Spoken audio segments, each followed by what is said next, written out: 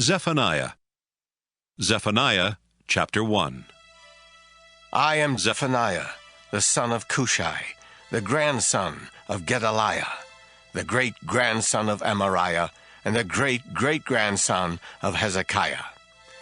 When Josiah, the son of Ammon, was king of Judah, the Lord gave me this message. I, the Lord, now promise to destroy everything on this earth, people and animals, birds and fish. Everyone who is evil will crash to the ground, and I will wipe out the entire human race. I will reach out to punish Judah and Jerusalem. Nothing will remain of the god Baal. Nothing will be remembered of his pagan priests. Not a trace will be found of those who worship stars from their rooftops, or bow down to the god Milcom while claiming loyalty to me, the Lord.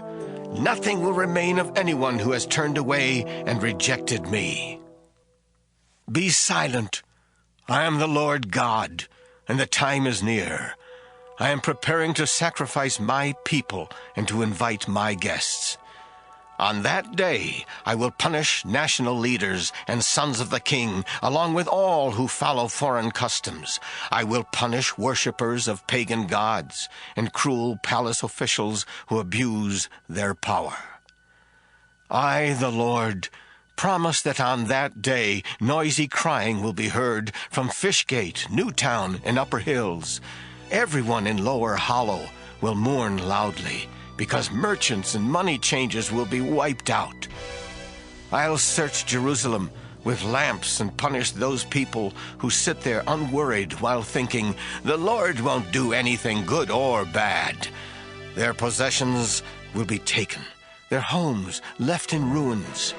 They won't get to live in the houses they build or drink wine from the grapes in their own vineyards. The great day of the Lord is coming soon. Very soon. On that terrible day, fearsome shouts of warriors will be heard everywhere. It will be a time of anger, of trouble and torment, of disaster and destruction, of darkness and despair, of storm clouds and shadows, of trumpet calls and battle cries against fortified cities and mighty fortresses. The Lord warns everyone who has sinned against him. I'll strike you blind. Then your blood and your insides will gush out like vomit. Not even your silver or gold can save you on that day when I, the Lord, am angry.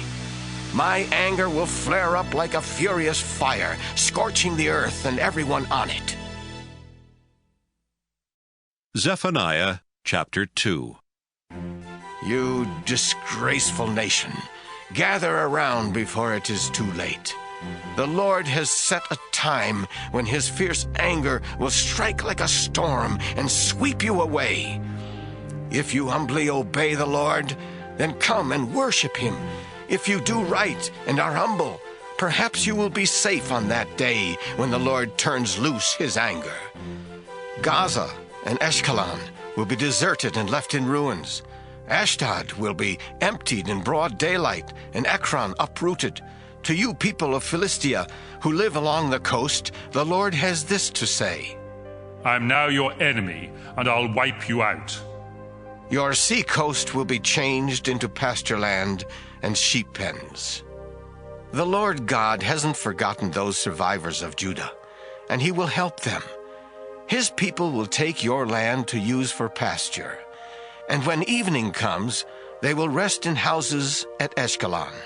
The Lord all-powerful, the God of Israel, said, I've heard Moab and Ammon insult my people and threaten their nation. And so, I swear by my very life that Moab and Ammon will end up like Sodom and Gomorrah, covered with thorn bushes and salt pits forever. Then my people who survive will take their land. This is how Moab and Ammon will at last be repaid for their pride, and for sneering at the nation that belongs to me, the Lord all-powerful. I will fiercely attack. Then every god on this earth will shrink to nothing, and everyone of every nation will bow down to me right where they are. People of Ethiopia, the sword of the Lord will slaughter you. The Lord will reach to the north to crush Assyria and overthrow Nineveh. Herds of wild animals will live in its rubble. All kinds of desert owls will perch on its stones and hoot in the windows. Noisy ravens will be heard inside its buildings, stripped bare of cedar. This is the glorious city that felt secure and said, I am the only one. Now it's merely ruins, a home for wild animals. Every passerby simply sneers and makes vulgar signs. Zephaniah chapter 3. Too bad for that disgusting, corrupt, and lawless city. Forever rebellious and rejecting correction, Jerusalem refuses to trust or obey the Lord God. Its officials are roaring lions, its judges are wolves. In the evening they attack, by morning nothing is left. Jerusalem's prophets are proud and not to be trusted. The priests have disgraced the place of worship and abused God's law. All who do evil are shameless, but the Lord does right and is always fair. With the dawn of each day, God brings about justice. The Lord wiped out nations and left fortresses crumbling in the dirt. Their streets and towns were reduced to ruins and emptied of people. God felt certain that Jerusalem would learn to respect and obey him. Then he would hold back from punishing the city and not wipe it out.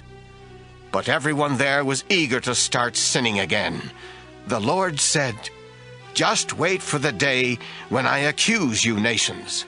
I have decided on a day when I will bring together every nation and kingdom and punish them all in my fiery anger. I will become furious and destroy the earth. I will purify each language and make those languages acceptable for praising me. Then, with hearts united, everyone will serve only me, the Lord. From across the rivers of Ethiopia, my scattered people, my true worshippers, will bring offerings to me. When that time comes, you won't rebel against me and be put to shame. I'll do away with those who are proud and arrogant. Never will any of them strut around on my holy mountain. But I, the Lord, won't destroy any of your people who are truly humble and turn to me for safety. The people of Israel who survive will live right and refuse to tell lies. They will eat and rest with nothing to fear. Everyone in Jerusalem and Judah, celebrate and shout with all your heart. Zion, your punishment is over. The Lord has forced your enemies to turn and retreat. Your Lord is King of Israel and stands at your side. You don't have to worry about any more troubles. Jerusalem, the time is coming when it will be said to you, "Don't be discouraged or grow weak from fear. The Lord your God wins victory after victory and is always with you. He celebrates and sings because of you, and he will refresh your life with his love." The Lord has promised. Your sorrow has ended, and you can celebrate. I will punish those who mistreat you. I will bring together the lame and the outcasts. Then they will be praised instead of despised in every country on earth. I will lead you home, and with your own eyes you will see me bless you with all you once owned. Then you will be famous everywhere on this earth. I, the Lord, have spoken.